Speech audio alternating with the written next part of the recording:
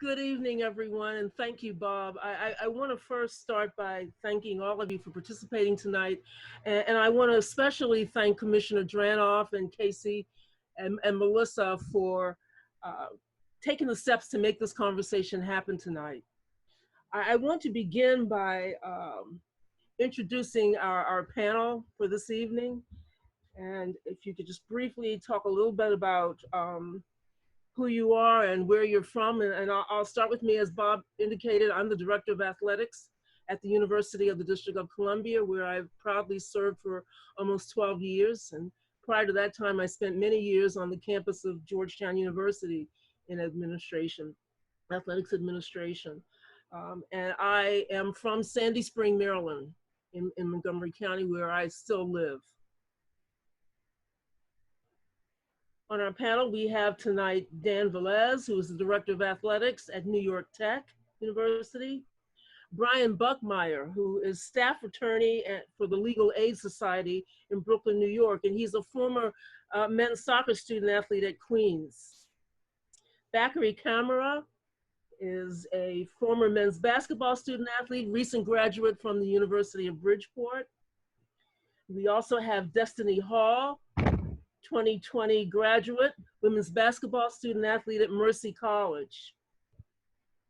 Joining us tonight also is Ken Parham, who is the head women's basketball coach at New York Tech. He also serves as the assistant principal at J. Taylor Finley Middle School in Huntington, New York.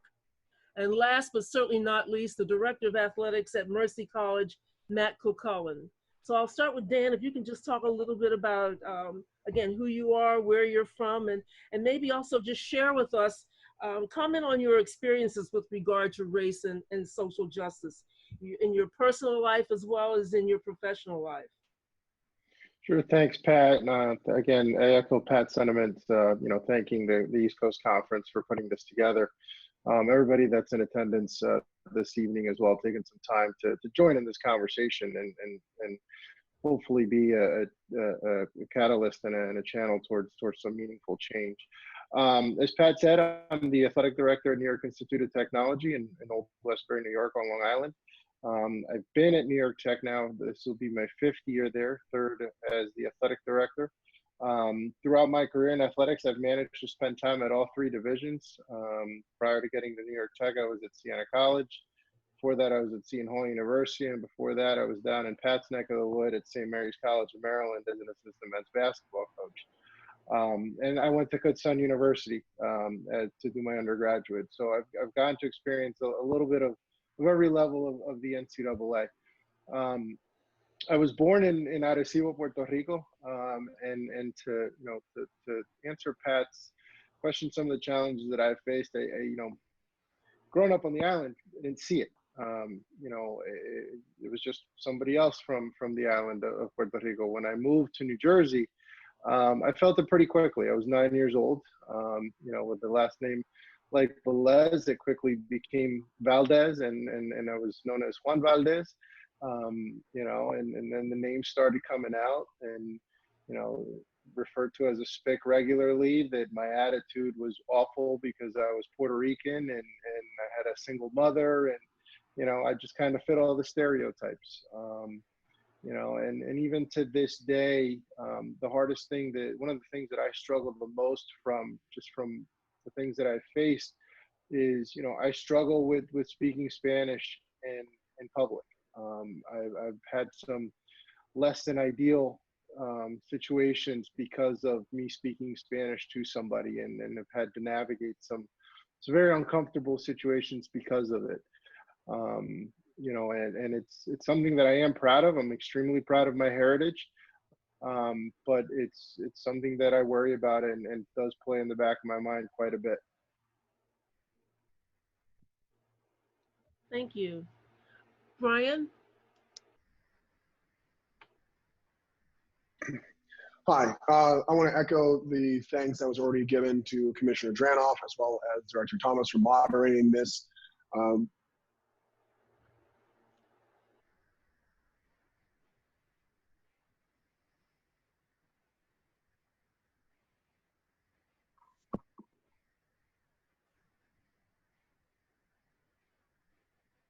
Brian, we lost your audio. Sorry. What about now?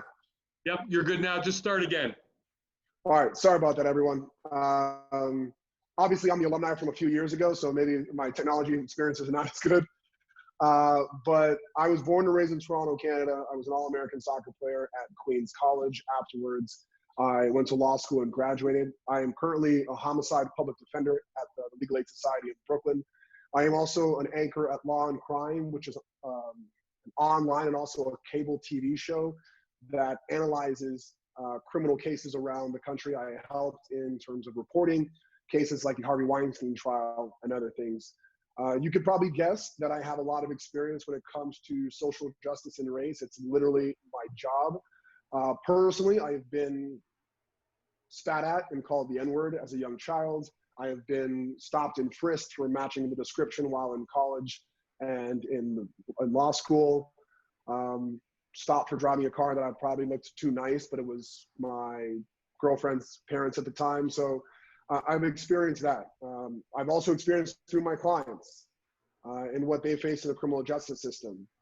Even though I am a relatively successful lawyer and online personality, I have issues when I go to court and officers would tell me I'm not allowed to sit in the front row because that's where lawyers sit. I will be often mistaken for a defendant or for someone other than a lawyer. I have to often prove that I'm a lawyer in many of the rooms that I walk into.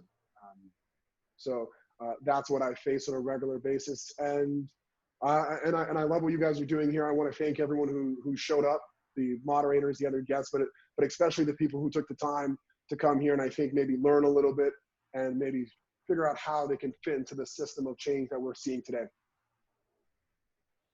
Thank you, Brian. Thackeray, tell us about yourself and congratulations on your recent graduation. Thank you, appreciate it. How's everyone doing? I hope everyone is well and safe. I'm Bakri Kamara. As they mentioned, I'm a recent graduate, 2020 class, graduated with a business major. I'm from Harlem, New York, born and raised.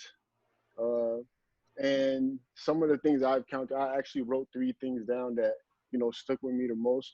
Growing up in Harlem as a African descent and I was also Muslim, I am Muslim. I thought of myself as actually the, my minority of minorities, I heard things like, you African booty scratcher and things like that, at a tender age, those things were, a bit hurtful. I didn't have a lot of, assistance behind me. I would tell my parents, but, there's only so much they can do and tell the teacher and so much the teacher can do. But, I outgrown it and I did well growing up, taking it and being able to just move stronger. At the age of 12, I was stopped by the police also, stopped and frisked. I was on my way to my cousin's house just for, overnight, gameplay. And they stopped me. They told me where I was going and, the regular breakdown of, the police and encounter, a young Black man in the street. And another thing I want to, highlight is the coaching staff of the University of Bridgeport. They always told us, take off your hat, don't sleep in class, make sure you have the proper attire on. And not only did they tell us to mirror those things inside of, school and in the classroom, but when we go out to other places and play in, other schools. But professionally and as, a student athlete, I haven't heard anything too crazy, but probably something like a questionable thing that a fan would say, but nothing too crazy that would, cause me to react a certain way or out of character. So, yeah. Thank you, Bakri. Moving on to Destiny. Tell us about yourself and your experience as Destiny. Hi, everyone. My name is Destiny Hall. I just want to say thank you for having me here. And it's really an honor to be able to make an impact and, speak on these issues that are happening. Personally, I am both Black and I am also Latina. My family is from El Salvador. And growing up, I've never fit in with the Hispanic culture and I've never fit in with the Black culture. I've always been called names like mutt, zebra, of course, the N-word. When I speak Spanish, everybody looks at me kind of sideways and like I don't belong in a room. And I always have to prove myself even more to prove that I am worthy of people. As far as police issues, my first experience with the police was actually 12 years old. The police actually accidentally raided my house. They thought it was a drug raid, and they thought I was the main suspect. They came in guns blazing, and I had about 10 guns pointed to my head, and I was actually hospitalized because of that. But you know, it's not a situation that I would even wish on my worst enemy. So it is a great opportunity to come here and spread awareness on what's happening to especially people of color. So thank you for having me here. Thank you, Destiny. I really appreciate your sharing those challenges, actually all of you. Coach Parham. Good evening. I hope everyone is doing well. Again, I would like to echo that. I appreciate Pat for moderating today. I appreciate Bob Dranoff and your staff for putting this on. It's something that is definitely needed. I have been in the education system for 28 years. I am now an assistant principal. I supervise over 100 teachers, security guards, kitchen workers, aides in the classroom. And this is something that I deal with on a daily basis. I'm in the Huntington School District. It's pretty diverse. And I often have a great opportunity to work with 12, 13, and 14-year-olds that we're still trying to mold and hope that they grow up different than the world that I'm growing up in now. I guess I'm already grown up, but this world here that we're experiencing. This is something that's happened my entire life. You know, I remember Rodney King, and I can just keep going on and on and on. These things have been happening forever. And of course, growing up, you know, I'm from Long Island. I grew up in Bayshore. You know, there were many cases of this. There's two communities in Bayshore School District. One is Brightwaters and one is Bayshore. If you don't know the demographics of both of those neighborhoods, it's totally different. We actually do go to the same school, and there were always problems that were going on where there was a white cafeteria, there was a black cafeteria, and just all kinds of names and things like that. From those experiences, you know, it kind of formed me as who I am. There were also some good people there that did some right things, but there were some bad, you know, and I've always chalked up everything that I've gone through and I've experienced with education. You know, I'm always trying to be an educator first, with the students in my building, with the athletes that I coach, with my friends, with my family. I hold them all to the correct standards. And when they're around my presence, they know, you know, these racial jokes, they're not going to happen. And I'm going to tell you why they're not going to happen. And I am just happy that there's so many people in this world right now that are protesting, and we can't have that message sabotaged in any way. Yeah, there are some people doing the wrong thing. All right, but you know what? 99.9% are doing the right thing. And now that there's so many people stepping up for the cause, not just people of color, I think that we're heading in the right direction. We have a very long way to go, but it does start with education. It starts with programs like this. I applaud it. And I hope things like this can continue because these dialogues are needed. These uncomfortable conversations are needed. And this is what's going to help make some change. I might not see it through, but I have my youngest daughter is 7. Maybe she can see this through. Thank you. Thank you, Coach. Matt Kilcullen from Mercy. Good evening, all. Bob, staff at the ECC, thank you for hosting this, and Patricia for being the moderator as well. I grew up in the Bronx, mixed neighborhood. We just always dealt with each other because the biggest thing was who could win a particular game. So you didn't really care what color anybody was. If they were good enough to help you win a game, you know, you didn't. We never looked at white, black, Chinese. So I got into coaching because of the competitive nature of our neighborhoods, and I've been in the intercollegiate athletic world now for 42 years, 31 years as a college coach and 12 years now as administrator, 6 years at Mercy. And I never really, unless something happens to you, it doesn't really affect you as much as Destiny said before when you have somebody come in and they're pointing a gun at your head. But in 1994, we were driving up from Jacksonville, Florida to the Final Four in Charlotte. And I was with my 2 white assistants and my black assistant. So we pulled off to get gas, get something to eat. Black assistant went in ahead of us to get a table. We were going to get the gas. We're walking in, all of a sudden he comes walking out. This is in Georgia, somewhere in middle Georgia. And I said, yo, Sip, what's up? He goes, can't eat here. I said, whoa, what do you mean you can't eat here? They don't serve black people here. Now, this is 1994. So being a nice guy as he was, he says, you know, we're still going to get gas. I said, hell no. I says, they're not letting you eat. We're out of here. We'll go find some other place. And I'll echo what Kenny just said. These are times for us, you know, to really, really grow and learn with each other on these things. And, you know, people say a lot of words, but it is time for action. It's time. We have to put things in place and not just say we're going to do better, say we will do better.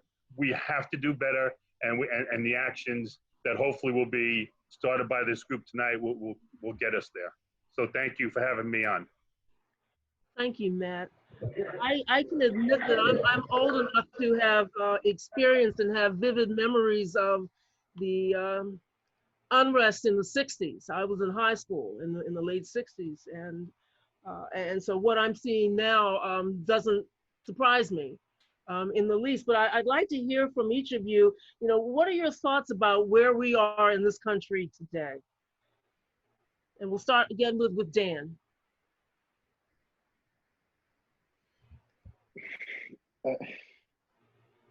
I don't know. You know, I'm 38 years old.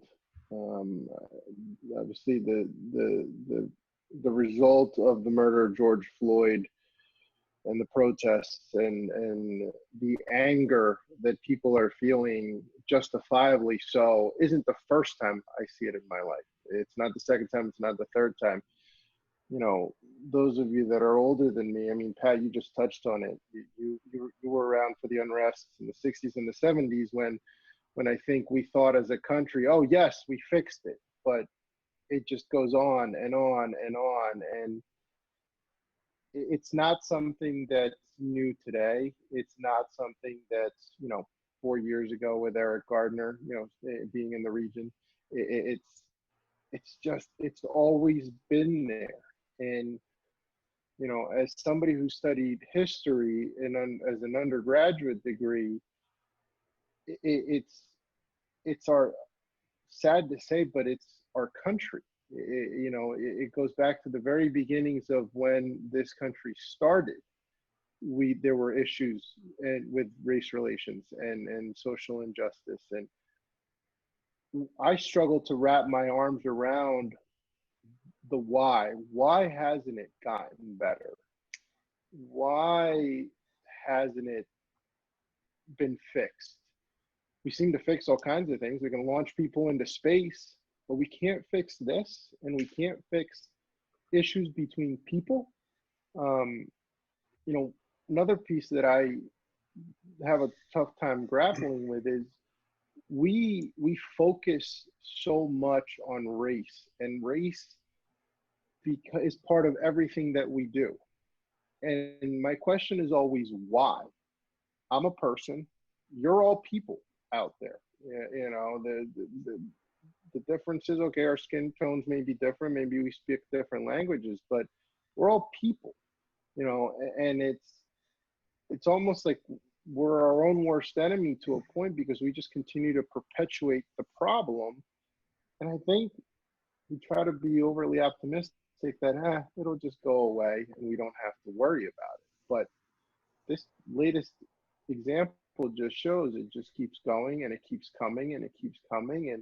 And I get why, as a society, we feel the way that we feel, you know.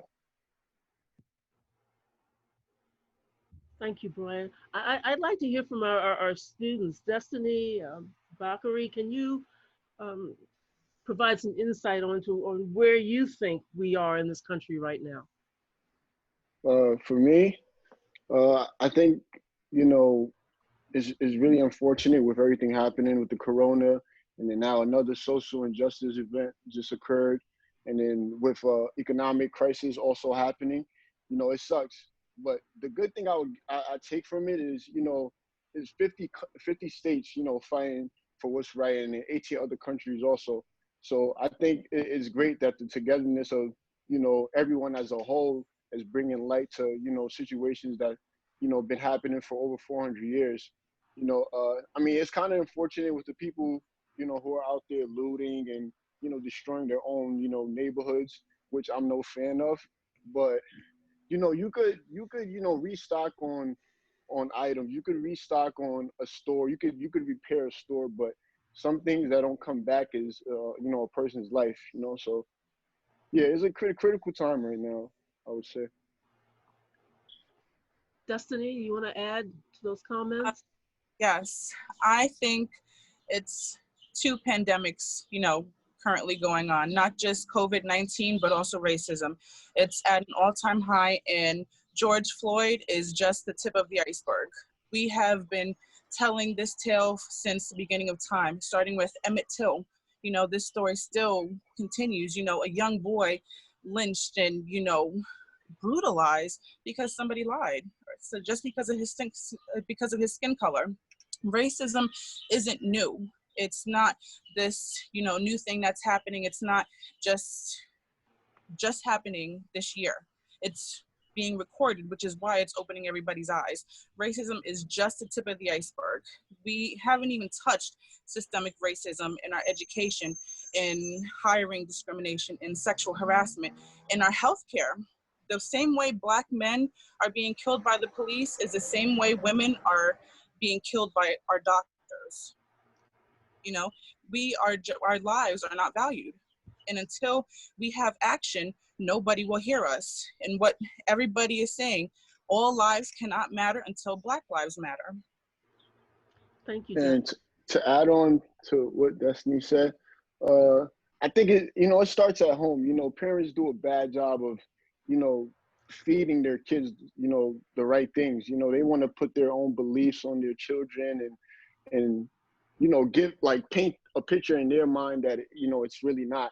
And I think people should be more cautious of that. I think people should, you know, better gestures, you know, towards your kid, and just better, you know, a teaching of a certain education where they can go out and you know, think differently, think more broad, and open their eyes to different things. You know, it's the lenses that have to change, you know. So hopefully that can happen. Hopefully we could get more of that. And then from generations to come, you know, it'll get better over time, I would say. Thank you. I see a question from someone in the audience. Casey, do you want to read that question or that comment? Yeah, sure. So we have a question from Chuck Sadowski, who asked, how can those of us who are white become better allies for ending racism? I'm going to pick on Matt. Matt, do you want to respond to that question? Absolutely. I've gotten an education the last 7 to 10 days with some of my old college basketball teammates who sent me a little video on systemic racism. I never knew about redlining and how bad it was. I knew of it, but if you don't know really specifically what redlining is, look at it. Destiny talked about it.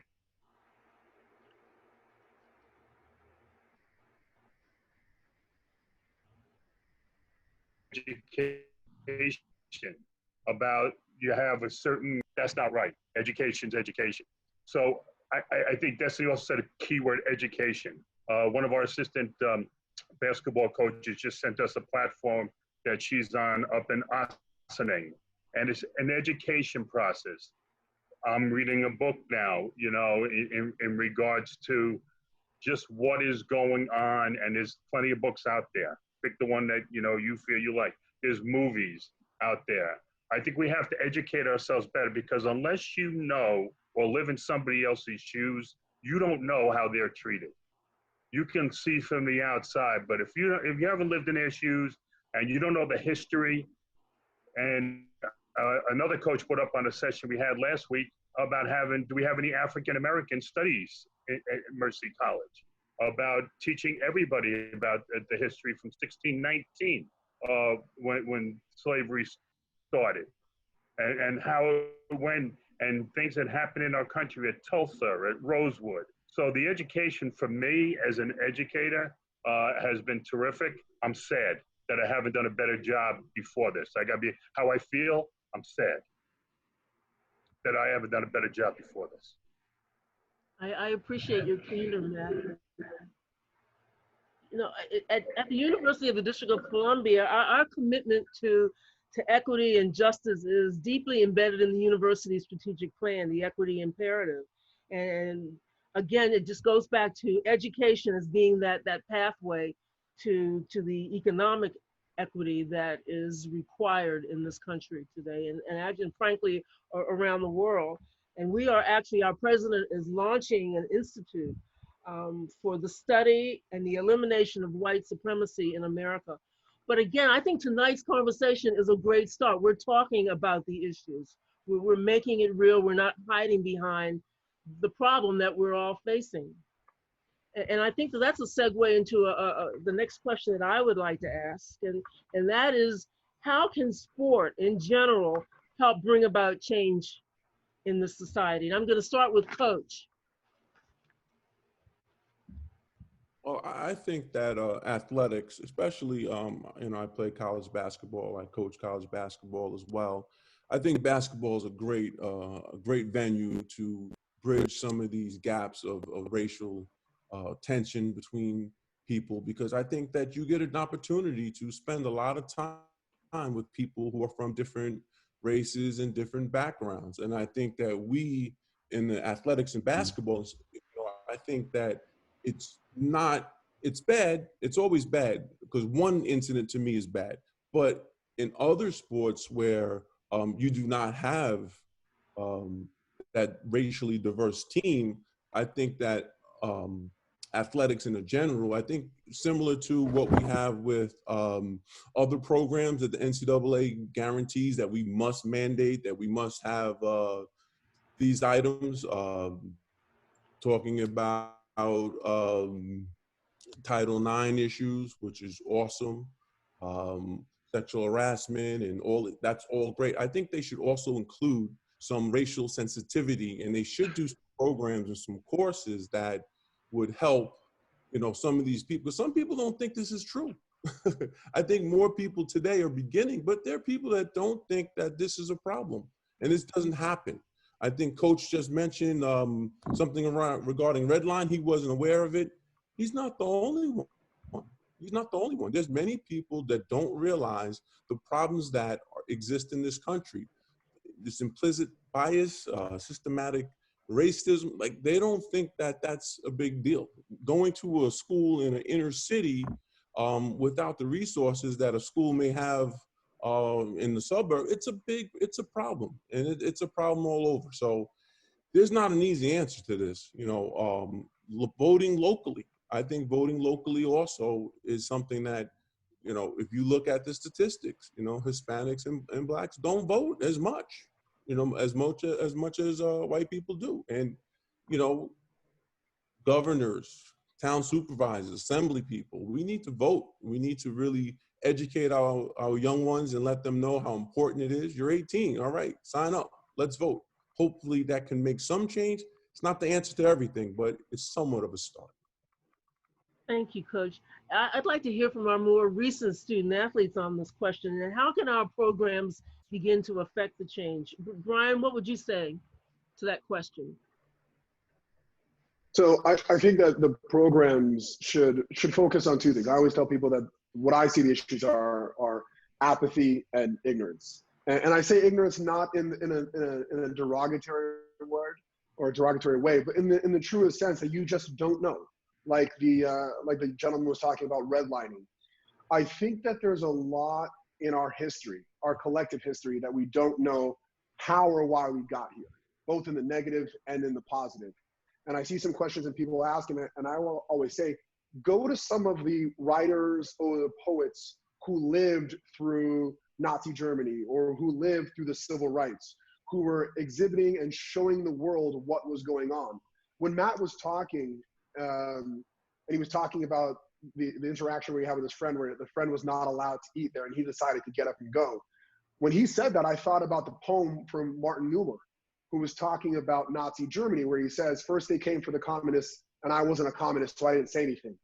Then they came for the socialists and the trade unionists and the Jewish people. And then they came for me, and no one, and because I didn't stand up for all the rest, no one was there to stand up for me. Right. And so we've got to remember we got to learn our history. And so that doesn't repeat, but also to remove that apathy and remove that ignorance, because I think when we do that, that's when we become more empathetic, and that's when we become more galvanized. And that's what we're seeing with George Floyd. We're not apathetic anymore. We're not ignorant anymore. And that's why we're seeing this flurry of change. Thank you. Destiny, how can teams affect this change that we need to see? This can't be a moment any longer. It really has to be a movement. I believe as coaches and institutions, I believe we need to sort of team bond a little bit more. It can't just be a general question of, oh, her favorite color is green. That's what I know about her. It has to be a deeper connection with your student athletes, especially since, for example, I had a white coach. And, you know, he had certain things about him that were great, and certain things about him did make me tick sometimes. And we did have to go back and forth and explain certain things to him, but that's part of communication. So we did have a good relationship as far as communicating things to one another. But I also think, as far as my institution also, we were very big on CODA awareness.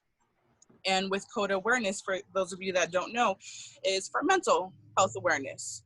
And especially for a Black female, you cannot have mental health, especially with what's going on. As a Black female, you have to worry about, is my family going to be okay when they walk out of the house? How am I going to make it home if I get stopped by a cop? You know, for a white person, it's, oh my goodness, I'm inconvenienced. What are they going to give me a ticket for now? But as a Black woman, whenever I get pulled over, the thought that goes through my head is, how am I going to make it out of this situation alive? How am I going to get out of this? What did I do wrong? How am I going to live to see the next day? That's my thought. So coaches have that power to reach out to their student athletes and ask them on a personal level, how are you doing aside from basketball or aside from whatever sport they play? We need to have that interpersonal relationship, not just from coach to athlete, but as person to person. I'm going to ask my fellow ADs, Dan, Matt, what can we do as administrators? Go ahead, Dan. I would say, yeah, you know, I would say that we need to listen. We need to learn.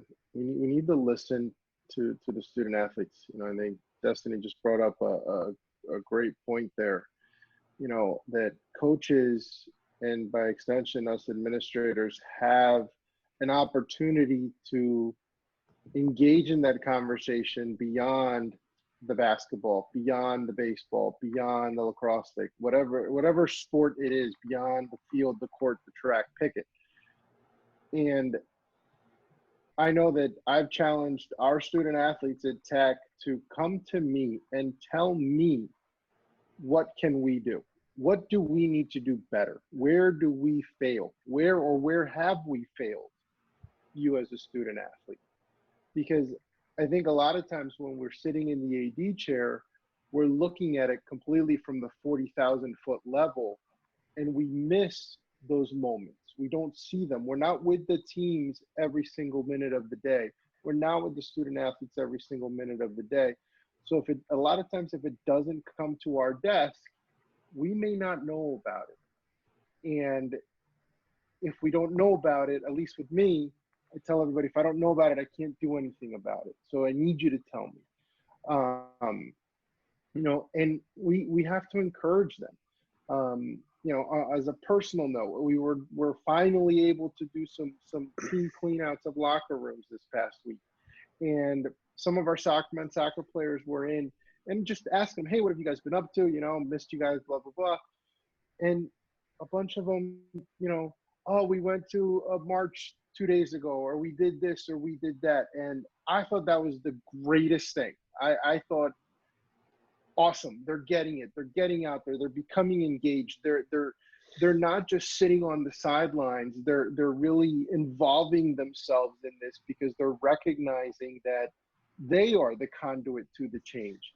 I can help them as an athletic director, but they're the ones that really need to be in there, and the youth are the ones that are going to really push us older folks along the way to get us to do something about the issues that we face.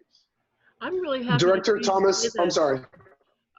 I was just going to interject. I'm really happy to hear Dan say that, because I'm so encouraged by the future and by the youth participation in the civil disobedience that I've observed.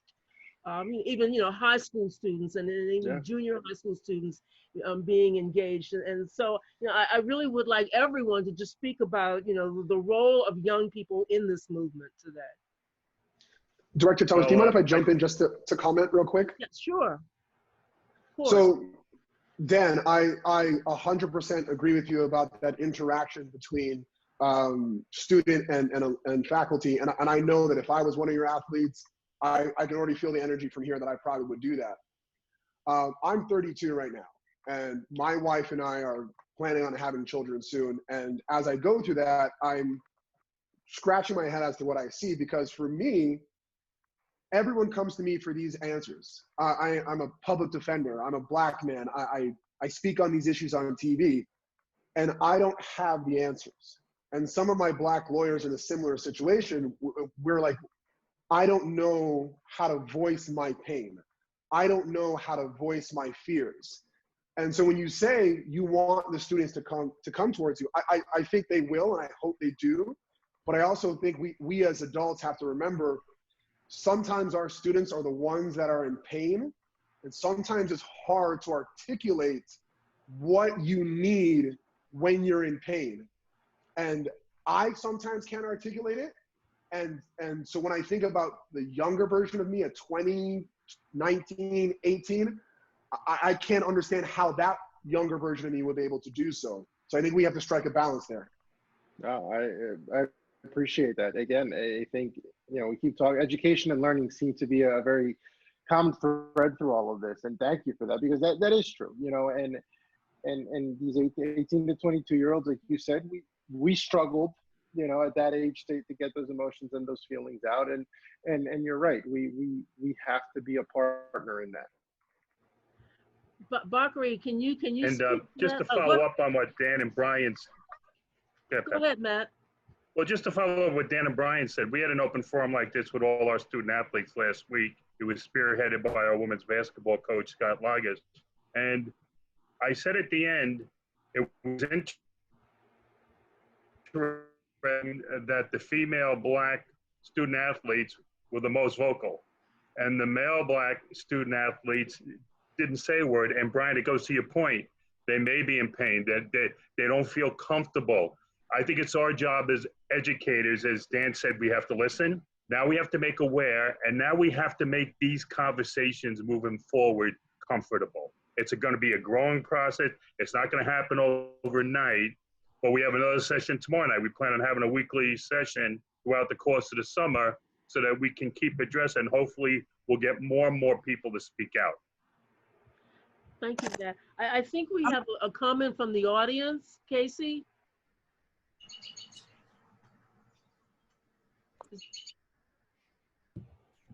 Okay, hearing none, then I'm going to ask Bakri if you could address again. What do you see the role? Sorry, I was muted. Me. We do have two people that would like to chime in. Okay, please. We'll start with Rodger Colbert from UDC. Thank you, Casey. Thank you, Pat. As the Black lacrosse coach in the ECC, I just wanted to say that it is beautiful seeing all of you on this screen, particularly right now. Brian, one thing that you said that absolutely has to resonate to answer the question, how can others help us, is stand for me. if there's anything else that I left with from what you're saying right now, it would be that I would say to my peers in the ECC is to stand for me. The question I had is for ECC ADs and coaches, how do you guys feel about our student athletes, sorry about that, about our student athletes kneeling for the anthem? Rodger, I can answer that question because I've thought about it a lot, particularly in recent days. And let me begin by saying I'm speaking from someone who, my son served in the Navy. I have 2 nephews who are veterans, but I view the American flag as a symbol of this country, of the United States. It symbolizes who we are as a country. And right now, this country is hurting. We're injured. And on the field, when a player is injured, all participants take a knee. And so that's the context that I'm going to view. That, again, I'm viewing taking a knee as civil disobedience. It's the right. And so I would have no objection to certainly any student athlete at the University of the District of Columbia expressing themselves in that way. Rodger, you know, I'm feeling the same things Pat is. You know, I think I remember when Kaepernick first did it, and you know the uproar that followed.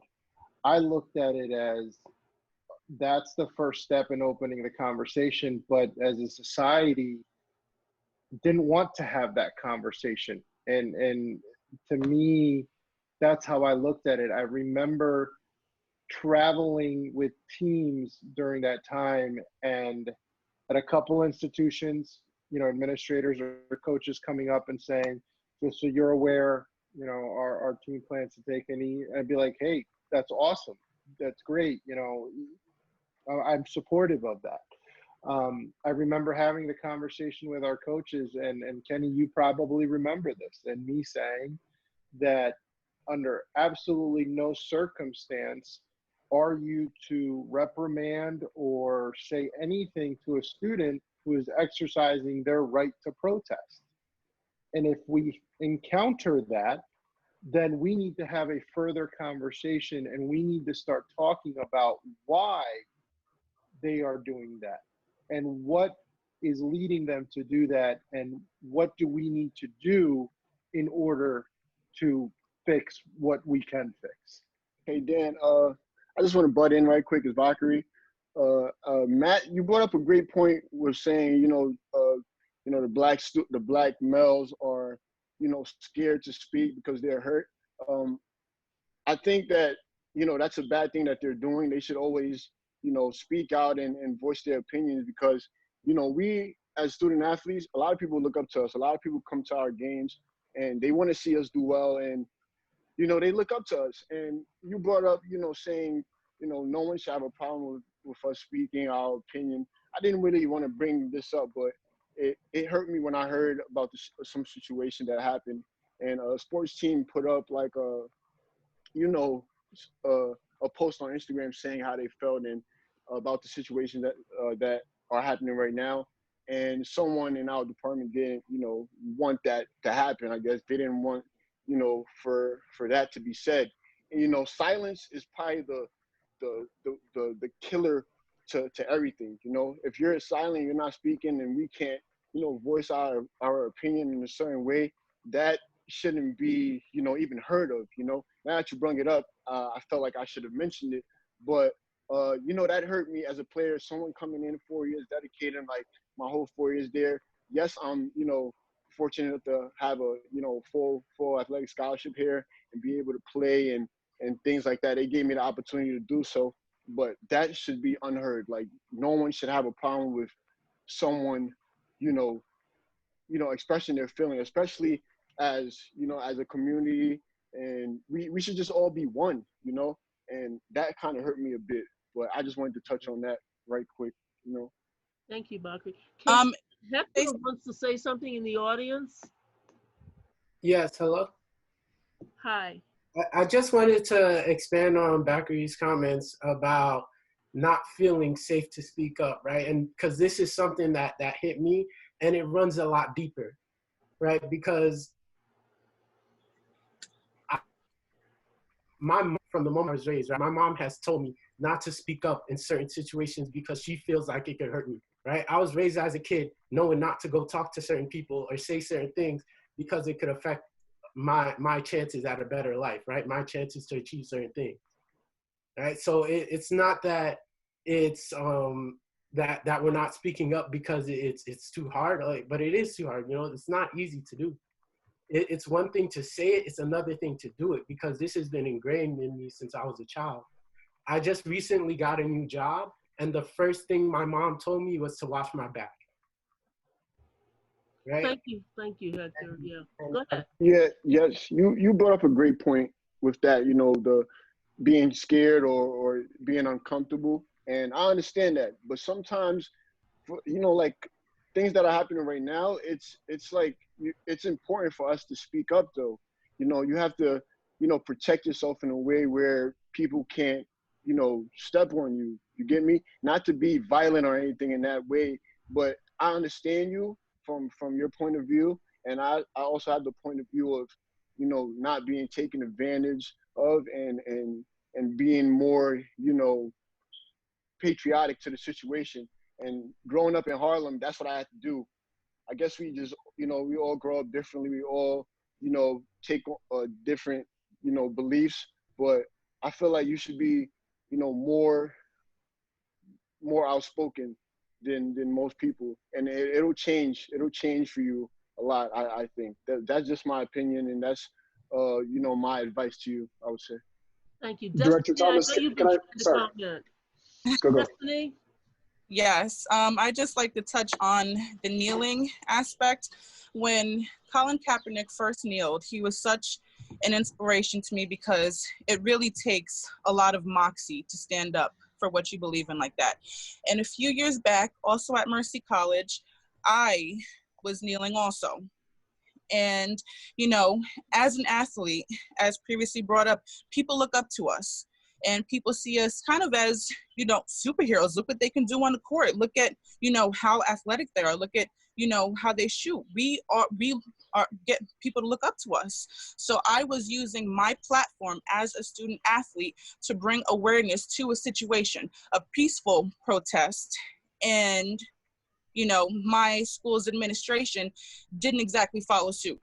You know, it is a conversation that people don't like to have on racism, but it's a necessary conversation. And when that idea of me kneeling was shot down, I was shocked, because not only was my protest peaceful, but it's also bringing awareness of what's happening to my people.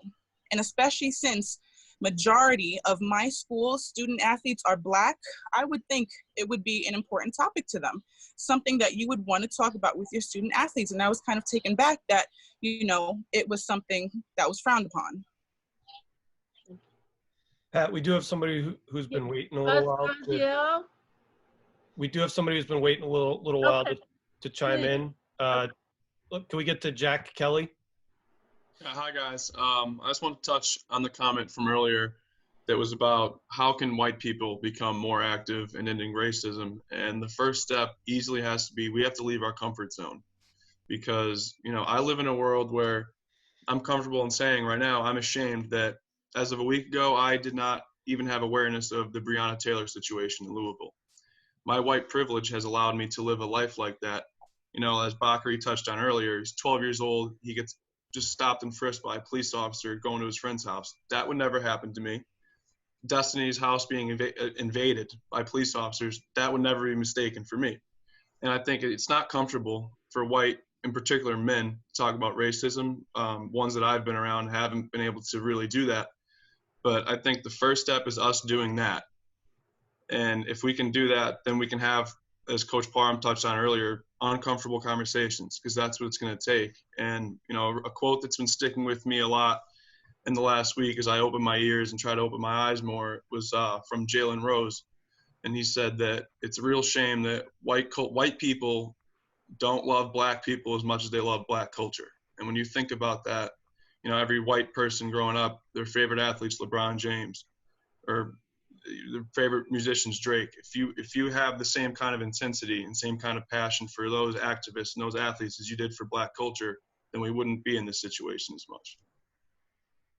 Thank you, Jack. I appreciate And it. Pat, one more before we move on to the next question. Okay. Graciela Cruz wanted to expand Yeah. on what Hector was saying. Yes.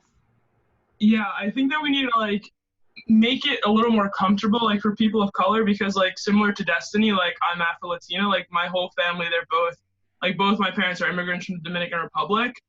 And like I've been in situations where I feel like if I were to speak out, I'd risk like my scholarship or my academic standing, and that was like what held me back from speaking out. And I feel like us as a conference as a whole, and like even Malloy in general, like we just have to make individuals like me a little more comfortable with speaking out on certain situations. Thank you for that comment. Staying on the path of what young people can do and how you can really keep this movement going. So let's talk about the role of social media and how social media can be used effectively. Anybody want to comment about that? Destiny, do you have any thoughts? Yes, especially since we are in the day and age of social media, you know, that is our news outlet. That's how we get information out to people. That's how we receive information ourselves. So why not show people that we are supporting our student athletes? Why not show solidarity that we have their backs? Like I said before, majority of my institution's athletes are African American, are Latinos. You know, so why not show them that we have their back? Why not post in our social media, Black Lives Matter? And not to pick on my institution, but on our school's athletic page, they made a general statement about what's going on with these protests. And to me, as someone that sacrifices her body on and off the court every single day, I kind of found it a little disrespectful, so to speak, that the statement was so general. It seemed like they didn't want to pick a side, and that in a way they were kind of silent. So if, in my mind, if you are silent, you are choosing the side of the oppressor. Now, if that was never your intention, then please make it very clear that you have our backs. Just like on the court, I have my teammates' backs. Just like on the court, I have my coaches' backs. Whatever they ask of me, I do. I have no problem laying my body on the line for anyone. But I just want to know at the end of the day that you have my back, that I mean something to you.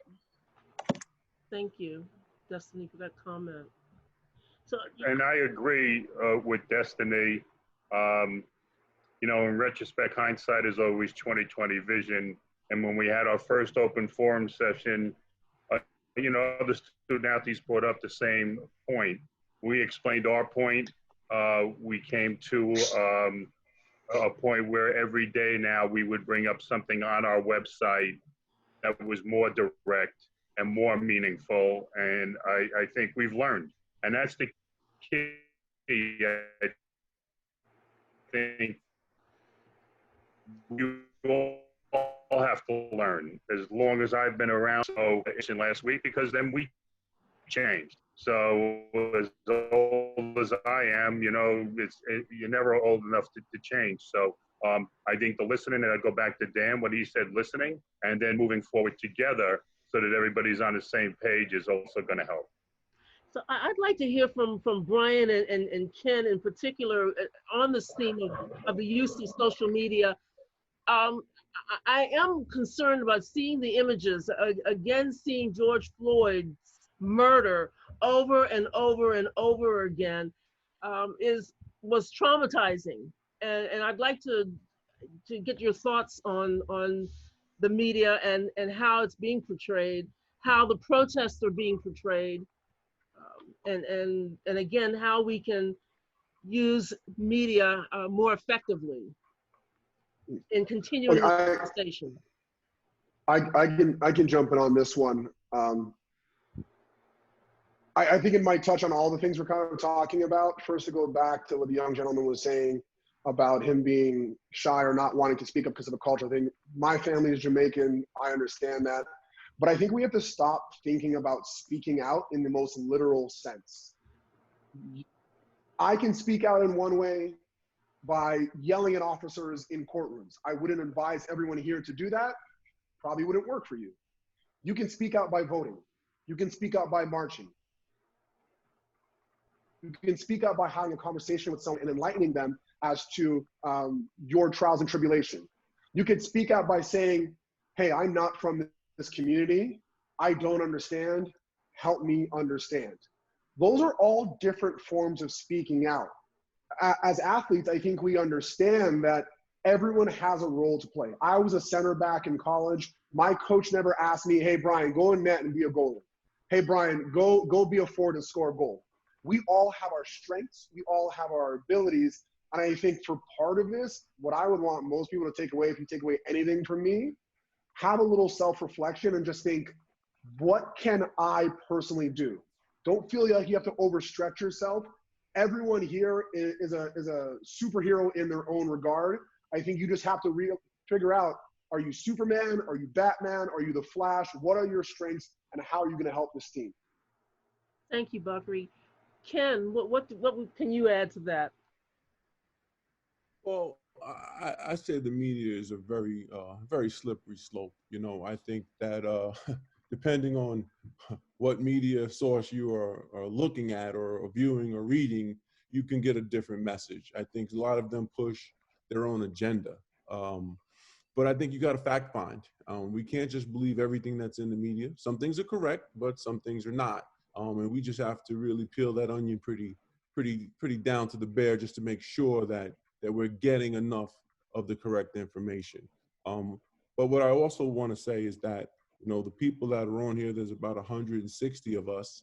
I think the people that are on here are for the cause. I think they understand the concerns. They have some of these issues that have struck a nerve. And I think that they should pass that out in their daily lives, because all 160 of us are probably dealing with thousands and thousands of people on a daily basis.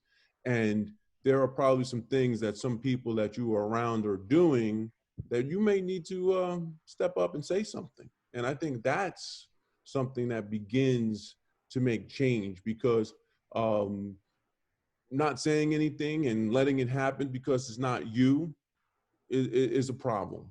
And I think that people on a daily basis should, you know, kind of tug someone on the shirt and say, hey, listen, that's not the way you should, you know, handle things. That's not what you should say. And again, it's education. And some people may not even understand they're doing it. They may not understand the underlining racial things that they're saying or doing or emitting from themselves. But we need to make sure that on a daily basis that we're bringing attention to this, so this systemic racism could begin to go in the other direction, which is very. Hey, Pat, we have another question in the chat. Okay, and I received a question as well, so I'm not sure which question you're referring to. Okay, this one's from Rodger again, right. and Bob has said he'll answer this. The question is, how do we include our officials in this conversation? Great, thank you. Yeah, thanks, Coach. I think that's a great point. I think exactly what all of our featured speakers have talked about in their responses tonight is that this is a global issue. You know, and our world is our conference. You know, and so it's not just going to be how do we help our you know, Destiny talked about coaches and you know, I think about fans and administration, et cetera, and part of that puzzle is going to be the officials too. So as we pull people into this picture to work with, I think that the education piece that I talked about earlier and that some of you had talked about as well is going to be a piece of that too. And I think that this is not an easy topic. You know, we're here, you know, an hour plus later, and I wish I had some solid answers because this is just the beginning of the conversation. But I would say to you that I think that the officials also have to be a part of that educational puzzle. and we'll move forward with that too. Thank you. Casey, I saw actually two additional questions, and I saw a comment asking whether the conference has a diversity and inclusion committee, and the answer to that is yes. And I know that work is beginning. Bob, Yeah, can I just jump on that a second too, Pat? And I'll tell you, we have we're in the midst of developing a new strategic plan, and we had created a group that was looking at that on a conference level. But that is something I think that we need to expand as well. And perhaps we got a lot of good candidates that are on this program tonight that would be able to give us some input. That's something that I hadn't really thought about much, and now I'm thinking about it a lot more. So we'll move forward with that also. I saw a comment, again, going back to just talking about systemic racism in this country. And I mean, it begins with, the power base was built on slavery, and then the secession, of course, the Civil War, then Jim Crow, mass incarceration, particularly of Black men. Now, we have this debate, or not this debate, but this issue of the border wall and what is happening to the Latinx community. And those immigrants trying to come into this country. All of this is systemic, which leads to my next question is, what immediate steps can local leaders, and including clergy and the local government, take to guide us?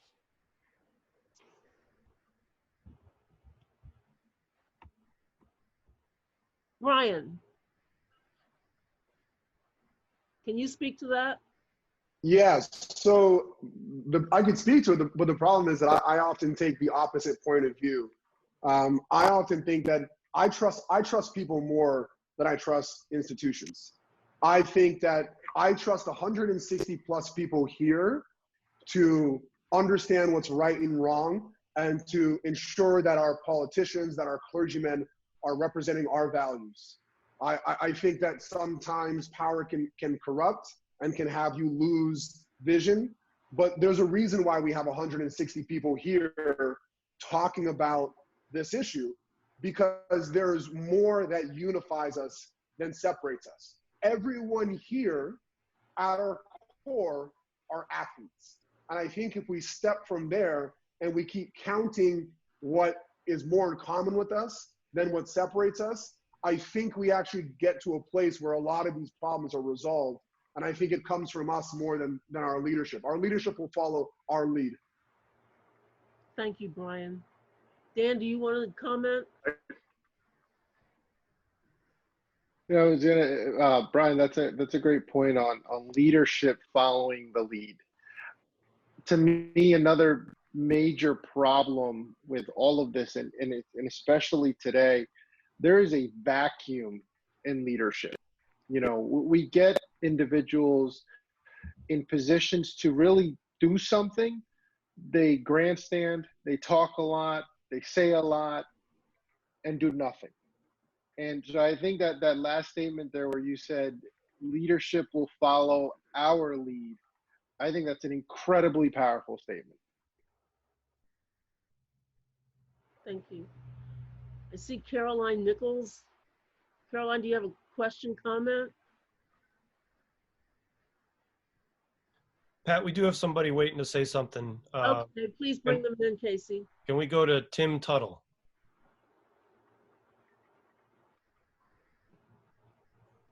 Tim, make sure you're unmuted. I think I'm unmuted now, right, Case? Yep, can hear you now. Yeah. So I would just like to tell a quick story about how this has affected me. Obviously, I'm a white man in America and have not experienced any of the things that are being discussed here today. But I do have a close friend of ours who is African American, who's married to my wife's best friend, Dahir Muhammad, who is a wonderful, wonderful man. A few months ago, he was injured by a man who came to deliver flowers, no less, to his house for his yard. And, Dahir and the man got into a dispute. The driver was wrong. He happened to be a white man. And Dahir just went to step in front of his truck to say, hey, please don't leave yet. I've called the police. We have to, settle it civilly. the guy ran him over. After a fractured collarbone, fractured ribs, and a broken wrist, he healed. They went to court recently, right before the pandemic happened. I'm sorry, this was last summer, right before the pandemic, and the man was acquitted. The man was acquitted. It hit me to my core then, again, not being of Dahir's ethnicity. And then on top of it, which I'm really getting upset about, is about 3 days ago, my wife was on the phone with Gina, and she said that Dahir is having a really, really tough time at what's going on in the world right now. So much to the effect that he's questioning his marriage to a white man. And, you know, I spoke to him yesterday, and I just said to him, Dahir, I don't know how to help you. And what Rodger said before, and I just said, I loved you. I said, I love you, Dahir.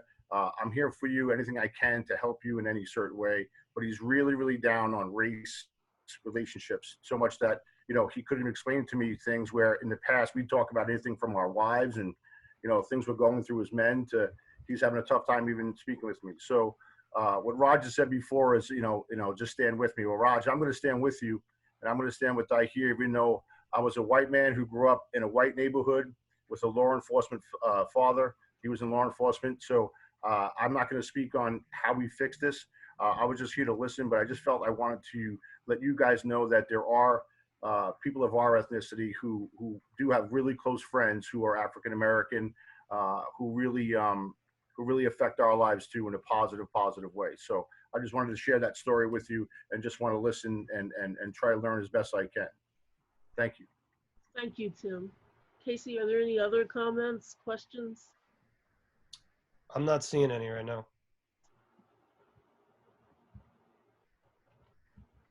Okay, I'm going to then turn to our panel and just ask for some reflections and some closing remarks. And I'm going to start with Dan. Yeah, this wasn't comfortable. You know, it pains and it hurts to hear from the student athletes on what they're feeling. I look at it as I'm letting them down.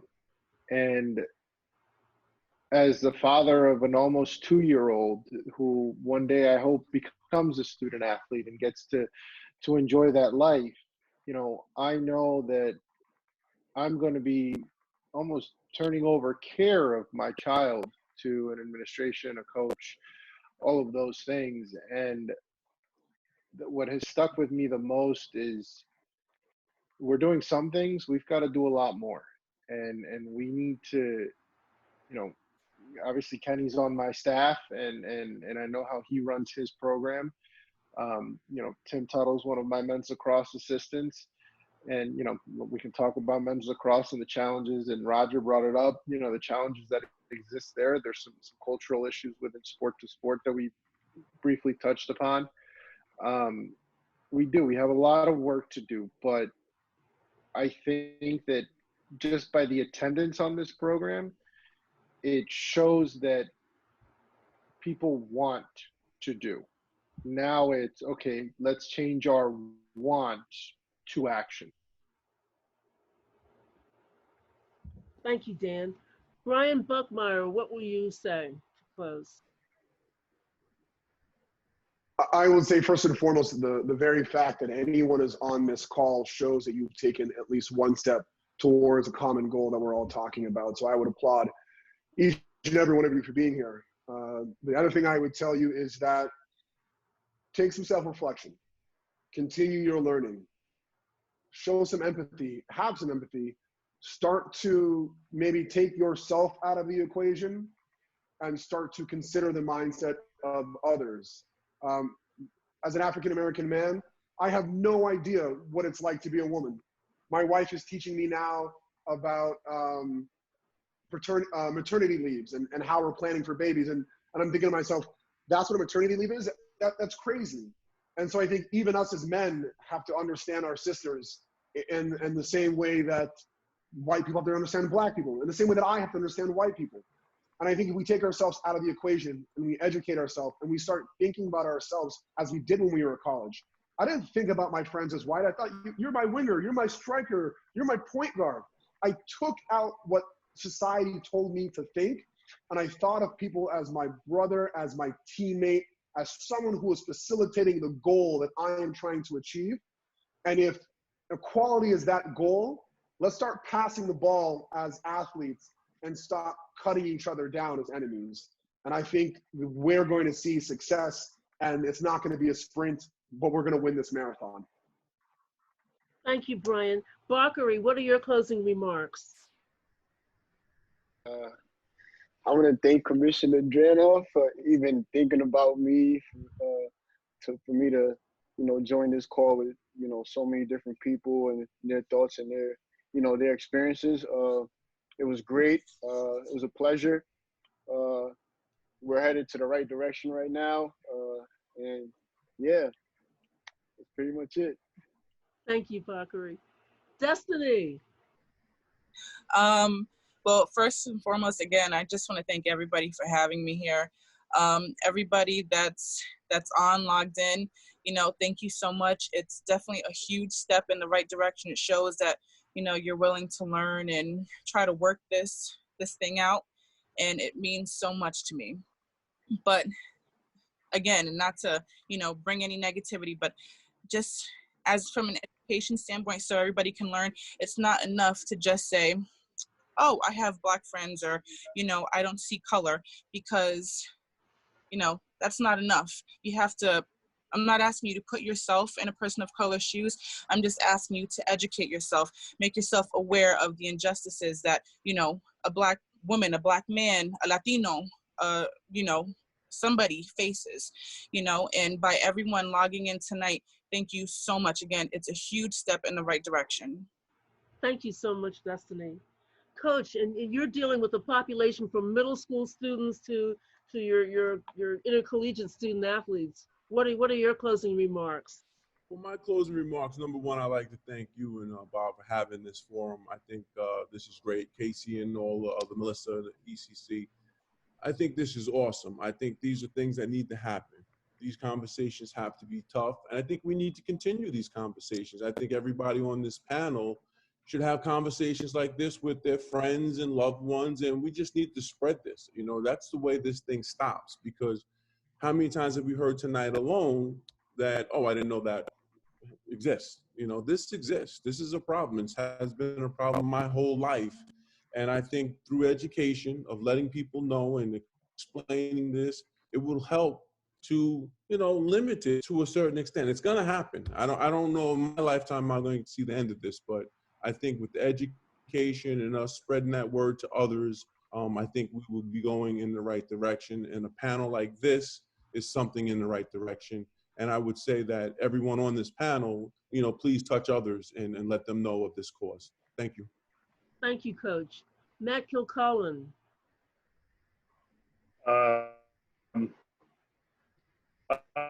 I'm sad. I'm sad because I feel I've not done as good a job as I can as an educator. But in listening to our student athletes last week, listening to everyone here tonight, and seeing all the chats that were going up, I'm happy now about where we're headed, because we're going to have uncomfortable conversations moving forward. And I would challenge each school